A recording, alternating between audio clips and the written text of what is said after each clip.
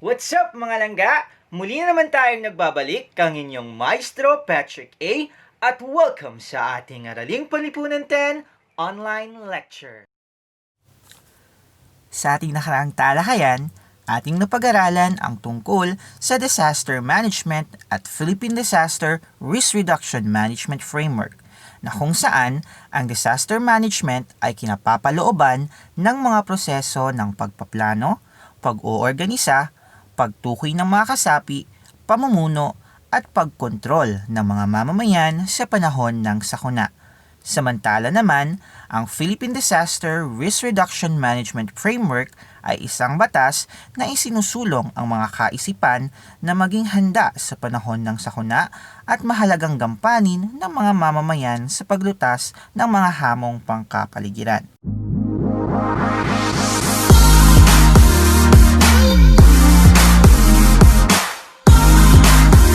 Before we start, for those who are new to this channel, don't forget to subscribe and like at also i-click na rin ang notification bell para updated ka sa aking every upload. Para sa bidyong ito, ating pag-aaralan ang tungkol sa Community-Based Disaster and Risk Management.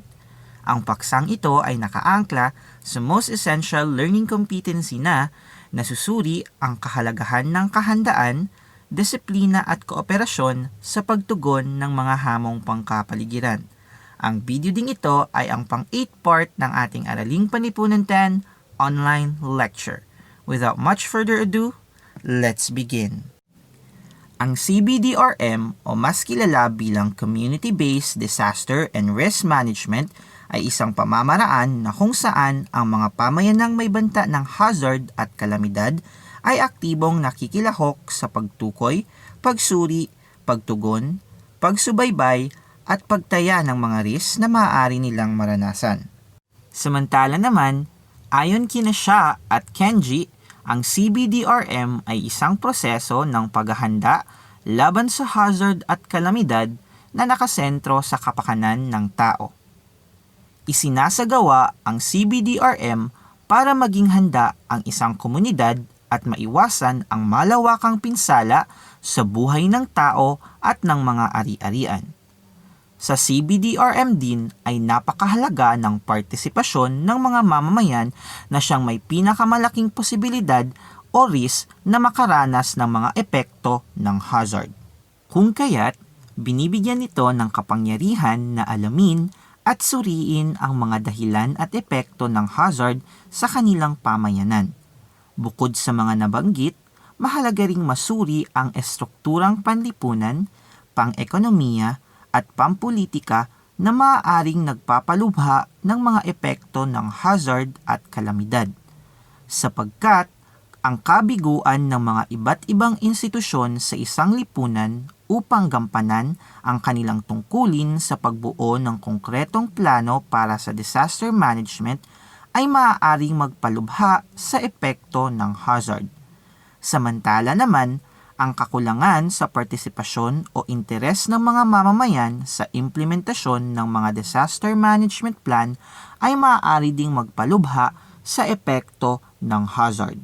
Ayon rin sa ulat ng World Health Organization noong 1989 tungkol sa CBDRM approach, mahalaga ang pakikilahok ng lahat ng sektor ng pamayanan upang mabawasan ang epekto ng mga hazard at kalamidad, mailigtas ang maraming buhay at ari-arian, at ang iba't ibang suliranin na dulot ng hazard at kalamidad ay mas mabibigyan ng karampatang solusyon kung ang lahat ng sektor ng pamayanan ay may organisadong plano sa kung ano ang gagawin kapag nakaranas ng kalamidad. Bakit nga ba kailangan ang CBDRM approach sa pagharap sa mga hamon at suliraning pangkapaligiran? Pinakamahalagang layunin ng Philippine Disaster Risk Reduction and Management Framework ay ang pagbuo ng disaster-resilient na mga pamayanan. Ibig sabihin, ang lahat ng mga pagpaplano, pagtataya at paghahandang nakapaloob sa disaster management plan ay patungo sa pagbuo ng isang pamayanang handa at matatag sa pagharap sa mga hamong pangkapaligiran. Malaki ang posibilidad na maging disaster resilient ang mga pamayanan kung maayos na maisasagawa ang community-based disaster and risk management approach. Ang CBDRM approach ay nakaayon sa konsepto ng bottom-up approach, na kung saan nagsisimula sa mga mamamayan at iba pang sektor ng lipunan ang mga hakbang sa pagtukoy, pag-aanalisa at paglutas sa mga suliranin at hamong pangkapaligiran na nararanasan sa kanilang pamayanan. Ito ay taliwas sa top-down approach. Ang top-down approach sa disaster management plan ay tumutukoy sa sitwasyon kung saan lahat ng gawain mula sa pagpaplano hanggang sa pagtugon sa panahon ng kalamidad ay inaasa sa mga nakakataas na tanggapan o ahensya ng pamahalaan. Binibigyang diin ni Shesh at Zubair na hindi natutugunan ng top-down approach ang mga pangangailangan ng pamayanan at napapabayaan ang mga mamamayang may mataas na posibilidad na makaranas ng malubhang epekto ng kalamidad. Limitado rin ang pagbuo sa disaster management plan dahil tanging ang pananaw lamang ng mga namumuno ang nabibigyang pansin sa pagbuo ng plano. Isa pang suliranin ng top-down approach ay may mga pagkakataon na hindi nagkakasundo ang pambansang pamahalaan at ng lokal na pamahalaan tungkol sa mga hakbang na dapat gawin sa panahon o pagkatapos ng kalamidad. Kung kaya't nagiging mabagal ang pagtugon sa pangangailangan ng mga mamamayan. Ang kahinaang ito ng top-down approach ang nais bigyang katarungan ng bottom-up approach. Binibigyang pansin dito ang maliliit na detalye na may kaugnayan sa hazard, kalamidad at pangangailangan ng pamayanan.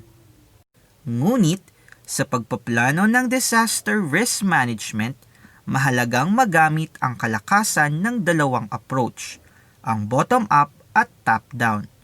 Mahalagang maisaalang-alang ang pananaw ng mga namumuno sa pamahalaan sa pagbuo ng plano dahil sa kanilang kaalaman sa mga sistemang ipinapatupad ng disaster risk management. Hindi rin naman kailangang kalimutan ang pananaw at karanasan ng mga mamamayan sa pagbuo ng disaster risk management.